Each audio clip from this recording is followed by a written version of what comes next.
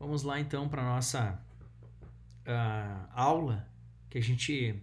Na verdade, quero explicar para vocês, antes de começar essa aula sobre o Espírito Santo, que, na verdade, eu fiz a aula na igreja do Jardim Botânico, todo mundo acompanhou, só que, em função de alguns problemas de gravação, eu acabei não fazendo a gravação do podcast e dessa aula que está no YouTube a partir do que eu falei naquele dia.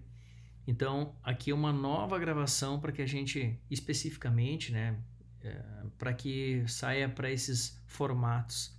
Eu não quero exigir isso dos meus irmãos, que também auxiliam no ensino ali da igreja, em função de terem todas as suas atividades extras, né? Como eu tenho o privilégio de ter um pouquinho mais de tempo, acaba que eu consigo falar aqui e ter esse tempo de poder formatar de forma melhor as aulas e conversar com vocês. Então, eu espero muito que sirva de bênção, né? Que esse tempo aqui aprendendo sobre o Espírito Santo seja tão bom quanto foi estarmos juntos ali na igreja, naquele sábado frio. Um ponto é que as perguntas do Mentimeter, por óbvio, não vão aparecer aqui. Algumas dinâmicas que fiz com um grupo, com a lousa, escrevendo na lousa também, não vão estar, por óbvio, nem o vídeo que foi passado. Mas creio que o conteúdo que está aqui também é, de alguma forma, satisfatório para os irmãos que acompanham dessa forma online. Ok? Dito isso, é importante dizer que só no Antigo Testamento, em referências diretas, o Espírito Santo aparece 88 vezes. Mas veja bem, aparecem 88 vezes no Antigo Testamento, mas só em Atos dos Apóstolos nós temos 44 menções. Se você for somar, e aí dependendo da sua versão da Bíblia, chegam a 263 vezes no Novo Testamento menções do Espírito Santo. Isso é quase 4 vezes o que está no Antigo Testamento. Mas dito isso, ainda em caráter de curiosidade, é quase um consenso que aí, em 1500 anos de igreja, o Espírito Santo tenha sido talvez a pessoa da Trindade a qual demos menos atenção na teologia.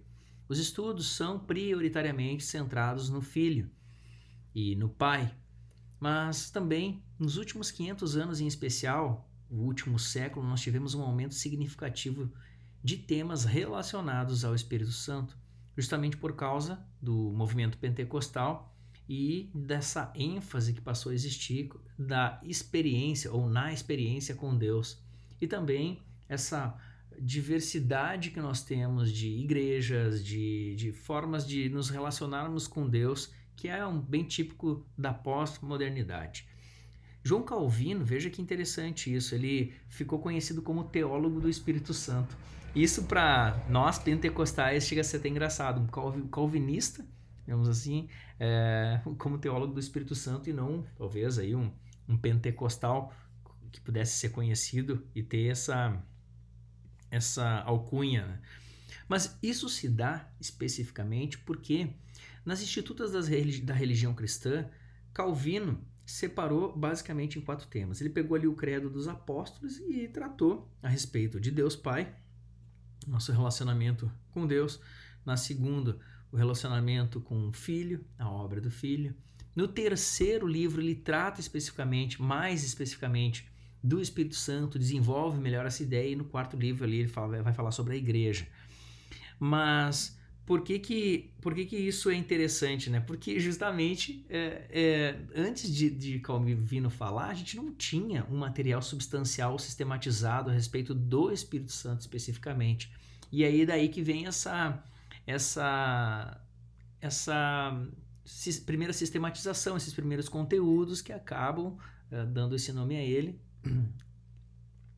Também temos um problema com relação ao Espírito Santo, vamos colocar assim, um problema, não me entenda mal, que em função dele também não ter sido muito esmiuçado na história da igreja, algumas pessoas sempre trataram o Espírito Santo como a terceira pessoa da Trindade, né? E às vezes por força de expressão nós falamos, né, a terceira pessoa da Trindade, como se ele fosse medalha de bronze nas 3 pessoas da Trindade, como se ele fosse menos importante. O pai é mais importante, depois o segundo mais importante é o filho. Só que isso mexendo no imaginário e também de formas repetitivas sendo dito, vai parecendo que o Espírito Santo não é tão importante assim. Teve um tempo que existiu Ário, e os semi-arianos e alguns ortodoxos da época que eles levantaram a ideia do subordinacionismo, em que cada um era diferente um do outro e, portanto, um era subordinado ao outro. Mas isso foi refutado por Atanásio no Concílio de Nicéia em 325, onde o Atanásio chegou e deu o padrão de entendimento da igreja dali para diante, que seria o Espírito Santo, o Pai e o Filho são coeternos. Ou seja, o Espírito Santo ele, sim é coeterno com as pessoas da Trindade. Portanto, essa heresia foi refutada, e muitas vezes quando a gente fala, até mesmo nos nossos púlpitos, porque a terceira pessoa da Trindade, já vi algumas vezes no Botânico sendo dito isso, eu já falei algumas vezes também por força de expressão, já vi grandes teólogos mencionarem, se referirem ao Espírito Santo dessa forma, mas há um cuidado aqui, justamente para que a gente não caia nesse erro de que ele, como se ele fosse uma terceira pessoa, uma pessoa menor, como eu disse, uma medalha de bronze assim, nas três pessoas, ok? Na verdade, ele é igual em substância com o Pai e o Filho, não há divisão, todas as obras da Trindade são indivisíveis em si, como diria Agostinho, então não temos o que distinguir um do outro, no sentido de valor, de qualidade, de poder, enfim.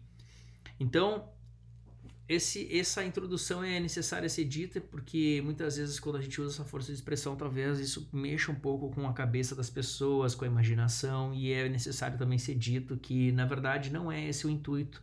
A teologia, ela acaba fazendo esse exercício de ter que estruturar o conhecimento de Deus. E nessa estruturação do conhecimento de Deus, como nessa forma aqui, entre primeira, segunda e terceira pessoas, tu acaba de alguma forma gerando um ruído, gerando um tipo de informação que talvez possa sair distorcida e o aprendizado saiu errado também. Portanto, não cometam esse erro. Bom, o Espírito Santo de Deus é aquele que pairava sobre as águas. Ele estava lá no início, ele é o Espírito doador da vida. E ele também criou o homem, façamos o homem à nossa imagem. Quando nós olhamos lá para o Salmo 104, no seu verso 30, nós vemos que ele ordenou os céus, ele sustenta, ele renova a face da terra. Ele é Deus, portanto. E ainda dentro desse estudo assim sobre o Espírito Santo, ainda que ele seja a pessoa da Trindade e carrega um aspecto místico, parece mais profundo do que as demais pessoas da Trindade, é importante a gente dizer que tudo que a gente estuda, tudo que a gente aprende sobre o Espírito Santo, na verdade, isso tem que nos levar a termos um coração mais apaixonado por Deus, mais apaixonado pelo Espírito Santo. Toda teologia, se ela não nos leva à doxologia, se ela não nos leva à adoração, esse conhecimento de Deus ele é falha, nós falhamos. Nós não estamos aqui para duvidar de Deus, nós estamos aqui para conhecer a Deus, conhecer a razão do nosso amor, que é o Senhor, e a sua obra, aqui especificamente, através do Espírito Santo, nas nossas vidas. Se você está com a sua Bíblia, eu queria que você lesse esse Salmo 104:30, mas agora, para meditar nele, mas agora especificamente eu quero dizer que o Espírito Santo ele dá identidade para o ser humano. Todos nós de alguma forma carregamos essa imagem de Deus, o Imago Dei, em nós, em cada um de nós. Ainda que você seja ateu, as suas boas obras, a sua forma de gerir esse mundo, de interagir com pessoas, tudo isso de alguma forma reflete nas suas boas ações, em fazer as coisas corretas, por exemplo, isso reflete de alguma forma a imagem de Deus. No entanto, a sua identidade, ela tá, como é que eu vou dizer, ela tá egocentrada. E esse é um problema do pecado. Todos nós estamos egocentrados. Mas quando o Espírito Santo de Deus passa a habitar em cada um de nós, quando cada um de nós carregamos essa centelha, esse fogo dentro de nós, que um dia testificou da palavra de Deus, nos convenceu do pecado e da salvação, da ira de Deus e da salvação que Ele nos dá por meio de Jesus, que as Escrituras são a palavra e são a verdade absoluta.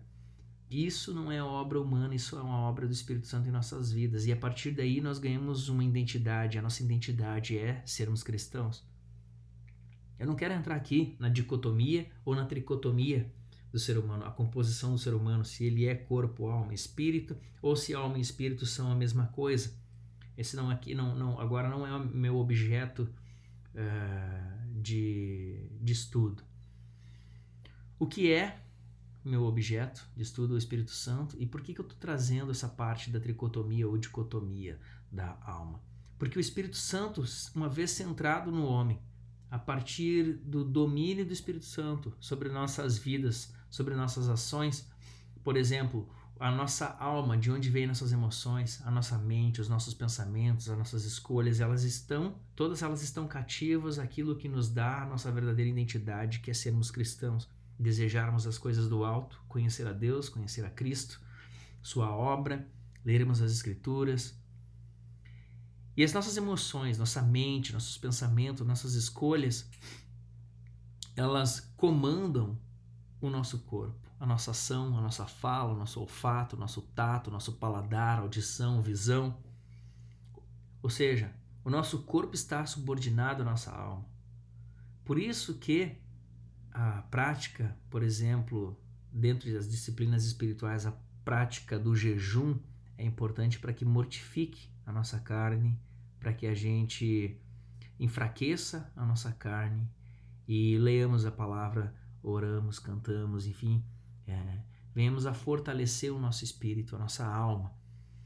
Essas práticas espirituais, essas disciplinas são importantes porque são aquilo que os cristãos fazem. A nossa identidade diz isso, ela aponta para isso. Dito isso,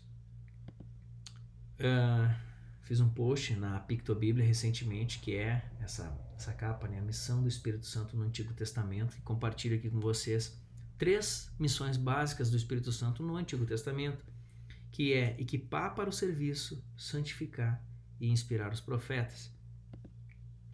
E aqui, equipar para o serviço, a gente tem algumas referências bem específicas a respeito do Espírito Santo no Antigo Testamento, que são administrativas, inteligência, competência e habilidades, liderança e força.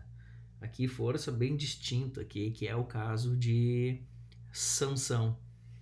Mas eu gostaria de ler Êxodo, que é uma das passagens que eu mais gosto, assim, porque ela fala de Bezalel, de como ele recebe o Espírito Santo, capacidade sobrenatural para fazer coisas que me identifico. A minha versão aqui é NVI e diz assim: e o enchi do Espírito de Deus, dando-lhe sabedoria, habilidade e pleno conhecimento artístico para desenhar, executar trabalhos em ouro, prata e bronze. Então aqui o Espírito Santo está capacitando Bezalel para que ele vá trabalhar no templo, embelezar o templo, enfim. É um dom que vem do alto. Também o Espírito Santo é aquele que santifica. Nós lemos no Salmo 51, no Salmo 139. Se você tiver aí com a sua Bíblia, eu vou pedir para que você também abra agora no Salmo 139 para que a gente possa ler junto o verso 23 e 24 desse Salmo. Então ele também nos dá piedade, um novo coração, retidão, paz. Mas no Salmo 139, no verso 23 e 24, a palavra de Deus diz: sonda-me, ó Deus, e conhece o meu coração, prova-me e conhece as minhas inquietações. Vê se no meu caminho algo te ofende e dirige-me pelo caminho eterno. Amém. Glória a Deus. Também uma atribuição do Espírito Santo inspirar os profetas, por óbvio, né? Eles são aqueles coautores, vamos colocar assim, tá o nome deles ali nas cartas bíblicas, nos livros que a gente conhece do Antigo Testamento, mas eles foram inspirados por Deus. E aqui, A gente tem alguns dos nomes dados àqueles homens lá, que era homem de espírito, inspirados pelo Espírito Santo, homens de Deus. A gente temos aqui as referências bíblicas para justificar isso. Mas é interessante a gente lembrar que as pessoas consultavam os profetas de Deus no Antigo Testamento, assim como elas consultavam Moisés, por exemplo. Como consultavam os demais profetas, porque Deus escolheu homens, capacitou esses homens, separou-os, santificou, eram homens distintos diante da humanidade inteira. Claro que o Espírito Santo não estava, vamos colocar assim, submisso a eles, né? A partir do momento que Deus estava usando eles, as pessoas iam consultar esses homens, Deus falava ou não com o povo, mas era por meio deles, eles eram boca de Deus. Eu quero te convidar a ler a palavra de Deus em Malaquias. Se você está com a sua Bíblia, enquanto eu abro aqui o texto, Malaquias 2:7. E a palavra de Deus em Malaquias 2:7 diz: os lábios do sacerdote devem guardar o conhecimento, e da sua boca todos buscam a instrução, porque ele é o mensageiro do Senhor dos Exércitos. Ok? Esse é o papel do sacerdote, mensageiro de Deus. Por isso, esse homem tinha um privilégio tão grande. Agora, como nós, diante dos profetas, como nós sabemos se aquela profecia é verdade ou não é verdade? Isso é um aspecto interessante. Eu vou pedir para que você, ainda com a sua Bíblia, abra lá em Deuteronômio 18, verso 20 ao 22. Veja que interessante. O profeta, porém, que ousar falar no meu nome alguma coisa que eu não lhe ordenei, ou que falar em nome de outros deuses, deverá ser morto. Talvez você se pergunte: como saberemos se uma mensagem não vem do Senhor? Se o que o profeta proclamar em nome do Senhor não acontecer, nem se cumprir, essa mensagem não vem do Senhor. Aquele profeta falou com presunção. Não tenho medo dele. Não ter medo no sentido aqui de não respeitar ele, não temer ele, porque ele é boca de Deus, no caso. E nós vivemos num contexto hoje em que existem profetas, ou se proclamam profetas, homens se levantam e dizem que tem esse poder de profetizar também. Nós, enquanto pentecostais, temos desse dom como caro também a cada um de nós. Porque o dom Deus usa, sim, em profecia. E nós sabemos que a maior profecia de todas é a palavra de Deus. E a palavra de Deus fala com a sua igreja, fala conosco, e assim nós cremos nela. Mas também Deus pode usar pessoas de forma miraculosa para profetizar. Isso não significa que aquele homem é o profeta. O último profeta de ofício é João Batista, e a partir de ali não existem mais um profeta. Todos nós somos profetas, no sentido de que todos nós falamos a palavra de Deus e profetizamos essa grande e gloriosa salvação que nos foi comissionada a ser proclamada. Todos nós somos profetas, mas Deus usa especificamente algumas pessoas em determinados contextos, chamando alguém, de repente, para exortar, consolar ou edificar. Mas o ponto é que isso é um milagre. A gente não pode perder de vista essa perspectiva miraculosa. Isso é um milagre, isso não tem data marcada. A agenda do Espírito Santo ela não está cativa à agenda da igreja. A igreja não pode forçar o Espírito Santo a que ele diga alguma coisa ou use alguém num congresso, num evento. Ou seja, o que eu quero dizer com isso é que é um milagre, de fato é um milagre. Quando isso acontecer, amém e glória a Deus. Se isso não acontecer, amém e glória a Deus, nós temos a palavra de Deus e ela é suficiente. Mas dentro dessas profecias, o qual o nosso coração ardente aguarda também para que Deus de alguma forma use alguém para falar com alguém, se isso acontecer, nós nos alegraremos, ouviremos o Senhor e isso necessariamente estará está consoante, estará no mesmo tom da palavra de Deus, ela não vai destoar, não podem haver acréscimos, não podem haver retiradas, não pode se acrescentar uma vírgula nas Santas Escrituras, não se diz respeito a isso. E para aquele que é de repente sensacionista ou aquele que não crê dessa forma, eu exemplifico aqui. Nós temos, por exemplo, um profeta, como eu sugiro que um profeta possa ser levantado no sentido de dom de profecia especificamente. Você tem lá o irmão João, e você tem lá o irmão Pedro.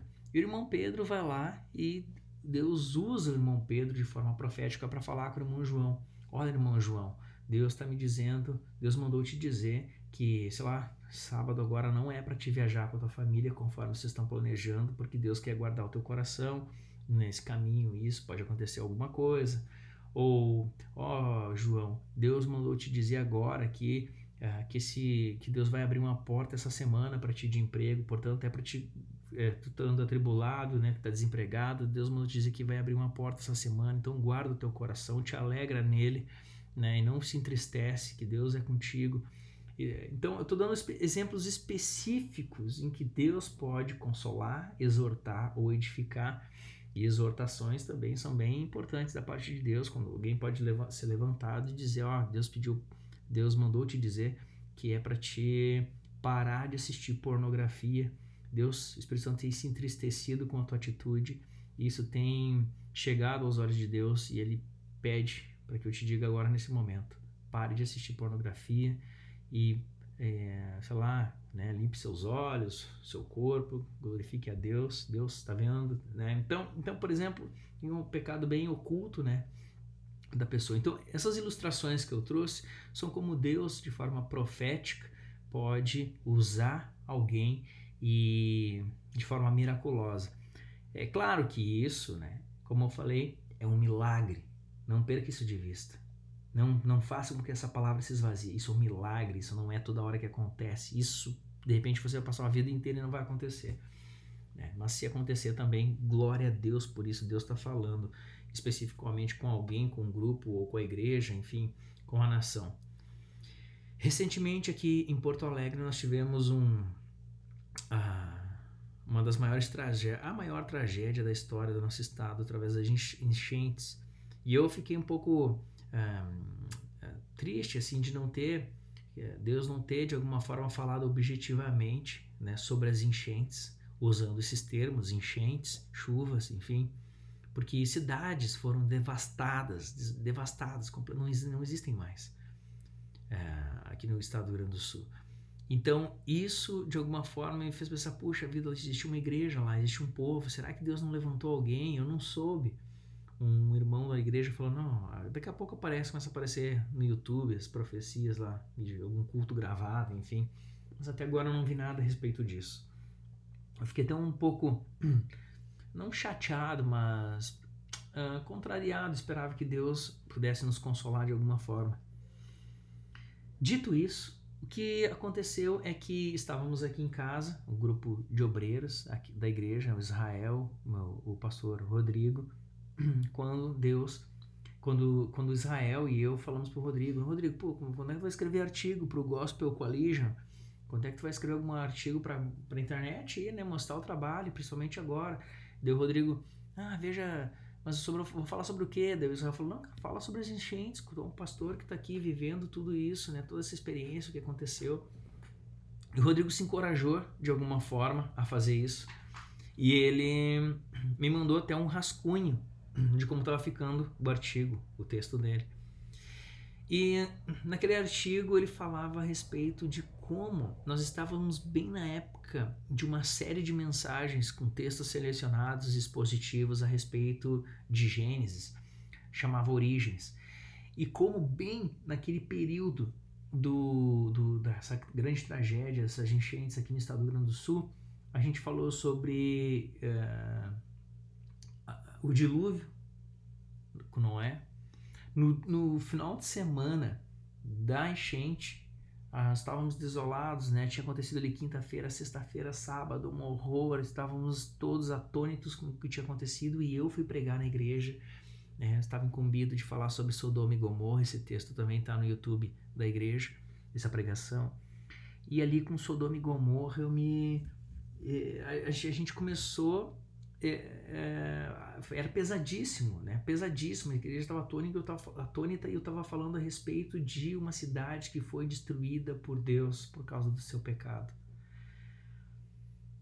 Né? Então, de alguma forma, olhando para aquele texto, aquele esboço do Rodrigo, do pastor Rodrigo, isso fez pensar como Deus, de forma profética, também estava ali falando com a igreja do Jardim Botânico através da sua palavra, em meio a essa tragédia. Palavras de consolo, palavras de grande temor, palavras que iam ao encontro da igreja. Só que muitas vezes nós, com os nossos olhos incrédulos, nós não enxergamos de forma espiritual como deveríamos enxergar. E isso é um pouco triste da nossa parte, né? Esse coraçãozinho pecaminoso não é fácil, não.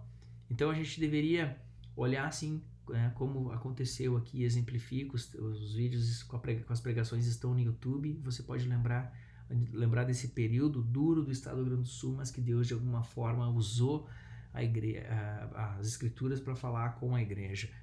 Aqui falando especificamente a igreja do Jardim Botânico. Foi algo tremendo de Deus e eu espero que esse texto fique pronto logo também para que todos vocês possam dar uma lida nessa recapitulada que o pastor dá frente a essa tragédia que a gente está superando. Indo adiante, vamos falar aqui sobre o Espírito Santo no Novo Testamento. Ok? Tem aqui um efeito especial. Então, o Espírito Santo já começa ali na vida de João Batista, ali, né? Ele é cheio do Espírito Santo na barriga de sua mãe, no ventre. Depois ele testemunha o Espírito Santo pairando sobre Jesus. Ele profetiza que Jesus batizaria com fogo. E essas são as primeiras aparições do Espírito. Depois disso, nós temos o papel do Espírito Santo na vida de Jesus. Aqui alguns breves itens dessa tão maravilhosa ação do Espírito Santo junto, por que não, de Jesus Cristo ou por meio de Jesus Cristo. E o papel do Espírito Santo na vida de Jesus é fundamental, vamos colocar assim. Porque o Espírito Santo ele desempenha um papel vital, tanto no ministério como na própria vida dele. E a presença e a ação do Espírito Santo elas foram profundamente significativas. Foram lá guiando, capacitando aquele que é o próprio Filho de Deus em sua missão aqui na Terra. E aqui estão alguns pontos que são relevantes, né? Desde do nascimento, né, de Jesus por meio virginal, seu batismo, subir no Jordão, deserto, começou seu ministério, expulsava demônios, pregou com unção, alegrou-se e também lá no fim essa grande, maravilhosa ressurreição. John Piper fala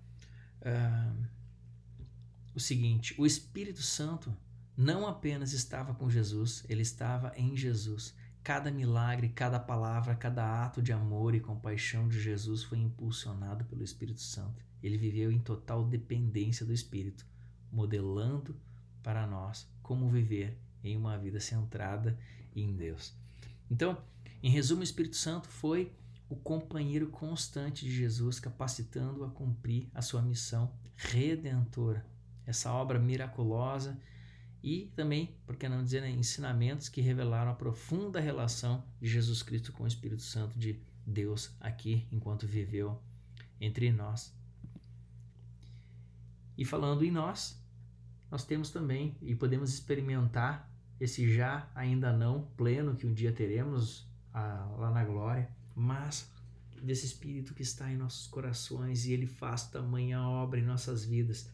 Ele testifica de Jesus, convence do pecado, guia na verdade, revela o Pai e o Filho. Vencemos o pecado por meio dele, não somos dominados pelo pecado.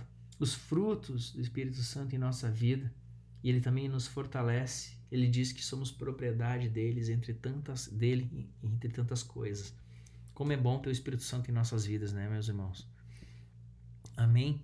Aqui um post da Pictobíblia que eu trago aqui para vocês, que fala, né, o Espírito Santo como pessoa real e as nossas interações com ele. E ali eu coloquei, né, nós podemos blasfemá-lo. Não, nós não podemos blasfemá-los porque o Espírito Santo está em nós. Quem pode blasfemar é aquele que não tem o Espírito Santo em suas vidas, né? Tanto entristecer também, como resistir a ele e mentir a ele. Bom, aqui alguns nomes, né, do Espírito Santo: o Espírito da verdade, da graça, purificador, da glória, de vida, o Espírito da promessa, o Paracleto, Consolador. E acho que cabe dizer também aqui, ó, não escreva o Espírito Santo com E minúsculo, com S minúsculo, pelo amor de Deus. Isso dá... os nomes de Deus são singulares, são próprios, são específicos, além de mostrar reverência e respeito também. Não esqueça disso, escreva, né, Espírito Santo com maiúsculas no início. Aqui, portanto, alguns nomes que a gente vê nas Escrituras, principalmente no Novo Testamento, sendo falados. O Paracleto, o Consolador, é um aspecto interessante também, porque em se tratando do Consolador, a gente sempre tem em mente que o Espírito Santo, quanto Consolador, é aquele que vai estar ali ao nosso lado, enxugando as nossas lágrimas. E é estranho a gente pensar isso. Eu até fiz uma postagem a respeito na Pictobíblia um tempo atrás. Você pode procurar lá sobre o Paracleto, que vem do grego, significa para, ou ao lado de. Então, essa raiz de significado de Paracleto significa literalmente alguém que é chamado para estar ao lado de outra pessoa.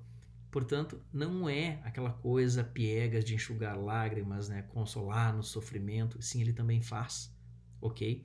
Mas aqui o Consolador, o qual Cristo está ali alertando os seus discípulos, né, que eles vão sofrer perseguição, é que o Espírito Santo estaria junto com eles, independente de você ter a sua petição, o seu pedido, a sua dor atendida, as suas lágrimas, o seu problema sanado, né? O Espírito Santo está com você. Ou seja, Espírito Santo junto apesar de. Então, esse é o Consolador, esse é o Paracleto, esse é o companheiro. Ele está junto com você, independente da situação que você está metido e qual é o tamanho ou a gravidade dessa situação. Ele está junto com você. É isso que Cristo quer falar quando ele diz que enviaria o Consolador para estar junto com a sua igreja, com aqueles que não andam segundo o mundo, né? Mas que fazem a obra de Deus e que sofreriam perseguição em função do nome de Jesus. Vamos falar dos símbolos do Espírito Santo? Aqui um aspecto extremamente interessante que me agrada muito, né? A Bíblia, ela é rica em imagens. E aqui não é uma provocação para aqueles que gostam de imagens, mas como os símbolos do Espírito Santo estão presentes durante toda a Bíblia, né? Nós temos aquele que é fogo, aquele que é vento, aquele que é água, aquele que é selo, aquele que é óleo, azeite, unção, aquele que é pomba. São símbolos, são imagens que os autores, inspirados pelo próprio Espírito Santo, trazem à tona. Eles mostram para nós. E isso necessariamente faz com que a gente tenha esse pensamento a respeito do Espírito Santo. O fogo, ele aquece, ele é energia, ele amolece. O fogo, ele purifica também, refina. O vento, né? O vento, ele não pode ser trancado, estocado, ele é livre, ele não pode ver ele também. É uma excelente analogia usar esse elemento para ensinar, mostrar quem é essa pessoa, a pessoa do Espírito Santo. A água, enquanto elemento purificador, elemento da vida também, necessariamente tem que ter, onde tem vida tem que ter água. Enfim, o selo é um elemento nobre de pertencimento também, de endereçamento também. Óleo, azeite, unção sempre foram usados. O azeite tem esse aspecto curativo, o óleo também de nutrir. A unção que tanto nos referimos, né?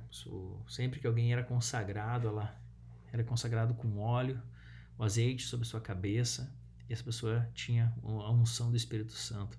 A pomba, então, nem se fala também, outro elemento conhecidíssimo, né? Então, a Bíblia constantemente nos traz imagens a respeito de quem é Deus, de quem é o Espírito Santo, de quem foi Jesus. Então, isso mexe, impossível não mexer. Para você que lê a Bíblia, impossível não mexer com a sua imaginação quando nós lemos as Santas Escrituras. Bom, eu quero entrar aqui agora e falar sobre ele que é o autor, ele que propriamente ele escreveu as Santas Escrituras, o autor da Bíblia Sagrada, o nosso Espírito Santo. E para isso eu quero começar lendo 2 Pedro 1:21. 2 Pedro 1:21, e a palavra de Deus, ela diz assim: pois jamais a profecia teve origem na vontade humana, mas homens falaram da parte de Deus guiados pelo Espírito Santo. Aleluia! Glória a Deus por isso. Também em 2 Timóteo, quero que você me acompanhe também, 2 Timóteo 3:16, e a palavra de Deus diz o seguinte: toda a escritura é inspirada por Deus e útil para o ensino, para a repreensão e para a correção e para a instrução na justiça, a fim de que o homem de Deus seja apto e plenamente preparado para toda boa obra. Glória a Deus por essa palavra também. Toda a escritura é inspirada por Deus. Imagina você se nós colocássemos 40 dos melhores autores da atualidade, separados em situações diferentes, cada um em cada canto do Brasil, esse Brasilzão, esse país continental aqui, e nós pedíssemos para que eles escrevessem uma história, uma única história, mas sem se comunicarem uns com os outros. Qual a chance de haver coerência entre aquilo que eles estavam escrevendo? Agora, imagine homens separados por distância, mas em tempos diferentes também, em eras diferentes. Qual a chance de esses escritos terem coerência entre si? Claro que se houvesse alguém inspirando eles e suas histórias, aí sim isso faria sentido. Aí sim a história, a narrativa toda faria sentido. E isso é a palavra de Deus, o Espírito Santo inspirando cada um dos seus autores. É por isso que faz sentido de Gênesis a Apocalipse, tudo sobre Jesus Cristo, nosso Senhor. Eles estão se referindo ao Senhor. Eles estão desvendando conforme Deus quer ser desvendado. Ali está nas Escrituras, porque o Espírito Santo faz com que ele dê a liga entre todos os escritos. É por isso a história inspirada por uma mesma pessoa, essa pessoa do Espírito Santo. Isso é miraculoso, isso é maravilhoso, e isso faz sentido, e isso é algo que às vezes até toca os nossos corações quando nós paramos para pensar a tamanha bondade de Deus com relação à sua igreja e às pessoas que têm acesso a essas escrituras nos dias de hoje, porque se passaram aí milhares de anos, e a gente tem as escrituras em nossas mãos de forma digital ou até mesmo impressa, e nós podemos ler essa palavra de Deus. Isso é maravilhoso. Se você parar para pensar, isso é miraculoso, é extraordinário. Antônio Gilberto, esse eu brinco que era o nosso Nicodemos, né? Pastor Antônio Gilberto. Infelizmente ele é de uma época, de uma era em que a gente não tinha internet, ou seja, ele poderia ter contribuído de alguma forma, se tornado mais famoso, né, se estivesse ainda vivo nos dias atuais e produzindo boa teologia. A palavra de Antônio Gilberto, aqui abro aspas para ele, em seu livro A Bíblia através dos séculos, e diz: não há na Bíblia contradição alguma, histórica ou científica. Uma coisa maravilhosa é que essa unidade não jaz apenas na superfície. Quanto mais profundo for o estudo, quanto mais ela aparecerá. Há, é certo, na Bíblia, aparentes contradições. Seus inimigos sustentam haver erros nela, em grande quantidade. Mas o que acontece é que, estando alguém com uma trave no olho, sua visão fica deformada. Um espírito farisaico, ceticista e orgulhoso sempre achará falhas na Bíblia, geralmente porque já se dirige a ela com ideias concebidas e falsas. Existe um estudo chamado manuscritologia, e ele nos diz que é possível comparar cópias, comparar textos. Veja que Paulo vai lá e escreve uma carta a Éfeso. O pessoal de Éfeso vai lá ler e começa a ler várias vezes. Aquela carta final é a carta original escrita pelo próprio Paulo, em papiro. Só que chega um ponto que aquilo lá começa a ficar todo zoado, começa a ficar estragado, vamos colocar assim, porque todo mundo pega aquilo ali, né, e não vai durar a vida inteira aquele original. Então entra o papel dos copistas. E o copista começa a fazer cópias e cópias e cópias, e outro copista começa a copiar também, e essa carta começa a se espalhar, e essas cópias começam a se danificar, elas precisam ser copiadas de novo. É como o xerox do xerox do xerox do xerox do xerox, e começa a ficar um pouco estranho, né? Um pouco feio.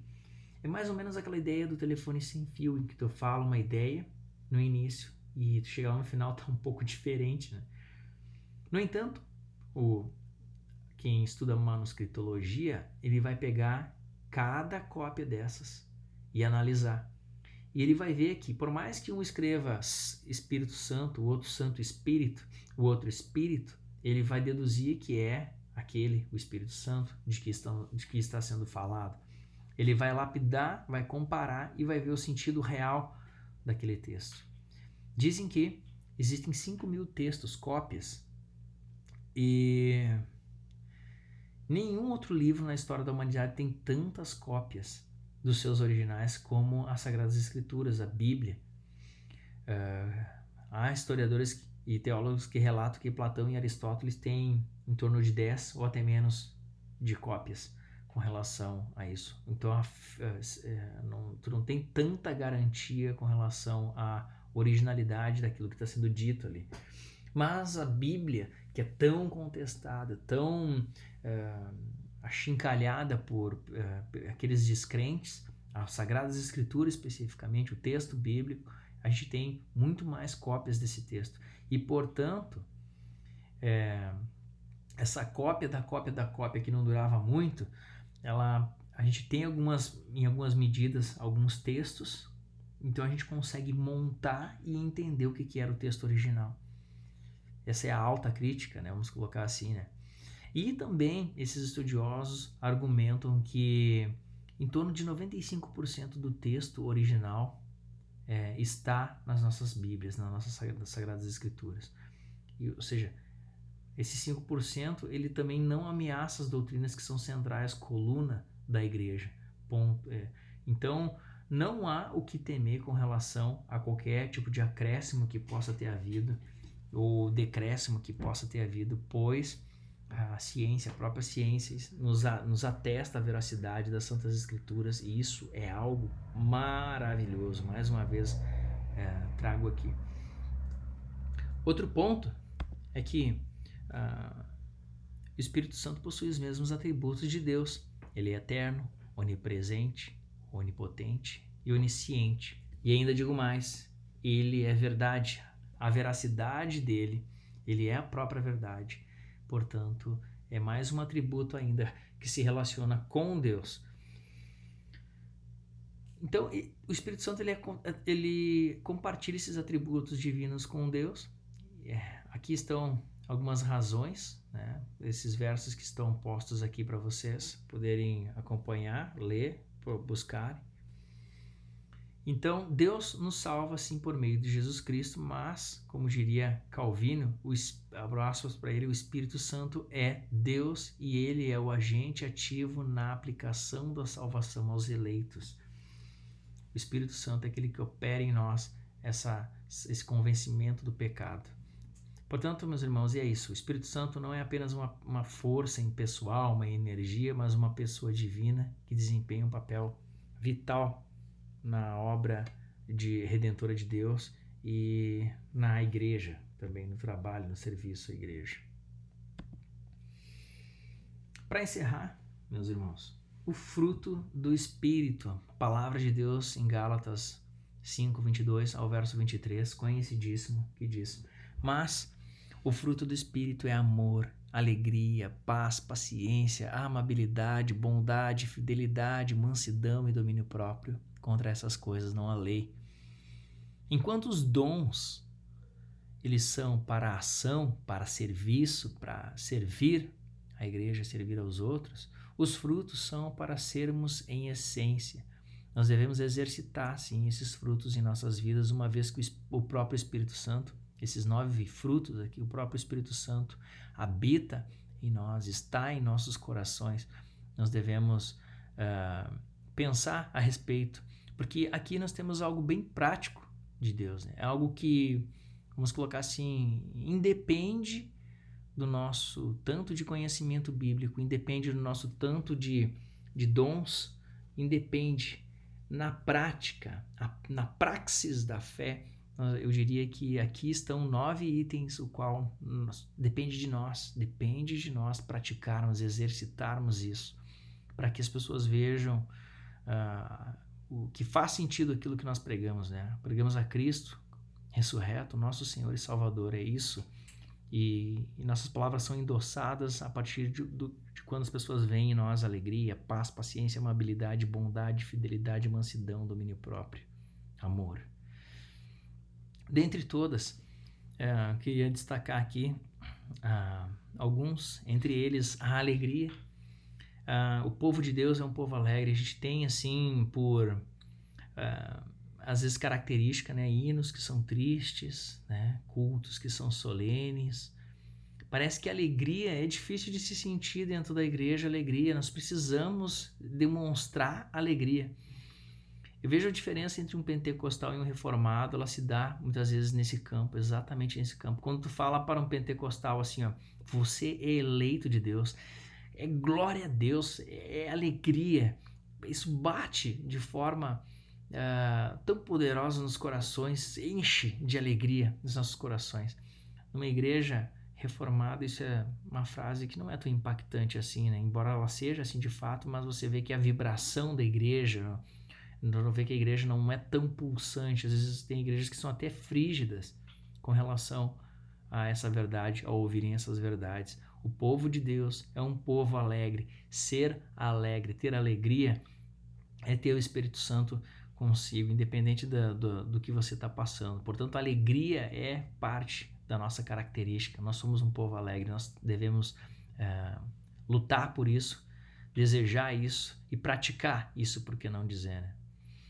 Ser amável também é outro item interessante, que é a benignidade.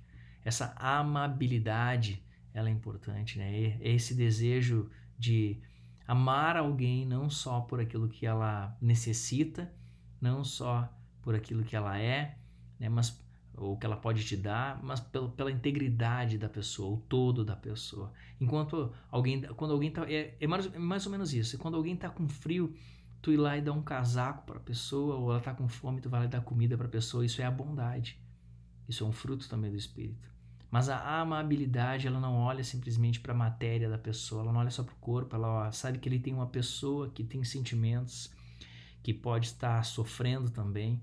É se preocupar com algo mais, é se envolver com a pessoa, né? E essa amabilidade é uma característica maravilhosa também, um fruto maravilhoso do Espírito em nossa vida. Feito, pessoal. Então, tirando, né, as dinâmicas, a troca que a gente teve lá, com as pessoas participando também, nós tivemos em torno de 1h30 de seminário, e aqui vai ficar aqui um pouco de menos de 1 hora na nossa aula. Que Deus abençoe você e que o Espírito Santo de Deus possa encher o seu coração de alegria, vontade de adorá-lo e desejo de se relacionar com Ele, ter experiências com Ele, que Ele se faça presente em nossas vidas. E esperamos você na próxima aula, a aula que será sobre a doutrina do homem, ok? Que Deus abençoe, e fica aqui o convite para você estar presente em nosso culto todos os domingos a partir das 10 horas na Travessa Serafim Terra 133, no bairro Jardim Botânico, em Porto Alegre. Que Deus abençoe e até uma próxima. Falou!